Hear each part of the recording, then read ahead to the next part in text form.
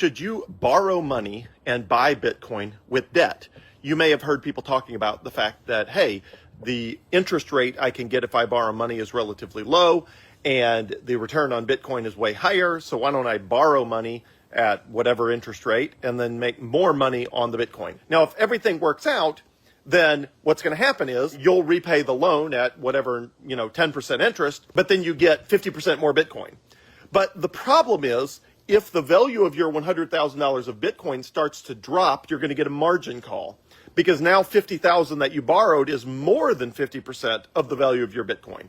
So what happens is the price of your Bitcoin, you borrow $50,000 when the value of your Bitcoin is $100,000, and then the value of your Bitcoin starts to drop, and it drops to $90,000, and then $80,000, and then $70,000. If it doesn't work out as you planned, your house is at risk. Don't do that. I would never put my family's residence where we live, I would never put that at risk because I borrowed against it to buy more Bitcoin, and then the Bitcoin went down, and then I couldn't make the payments, and then I lost the Bitcoin. And then, technically you wouldn't lose your house unless you stop making payments, but you might lose all the equity in your house that you used to buy Bitcoin. Now, it's way less risky to do that as compared to mark, because the value of your house that's appraised by the bank does not change on a day-to-day basis. So it's not like an appraiser comes out to your house every single day and says, ooh, a hailstorm's coming in. Your house is now 20% less valuable because it might get hit. That doesn't happen with your house. So it is way safer to take out a home equity line of credit, HELOC, a home equity line of credit.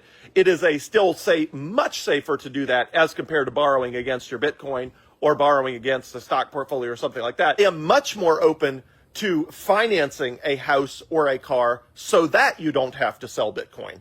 But that assumes you already have the Bitcoin and you are financing a new purchase of a house or a car or a used house. Obviously, my house is used, or in my case, a new car, but I could afford it. Otherwise, I would always recommend a used car, not a new car. So I'm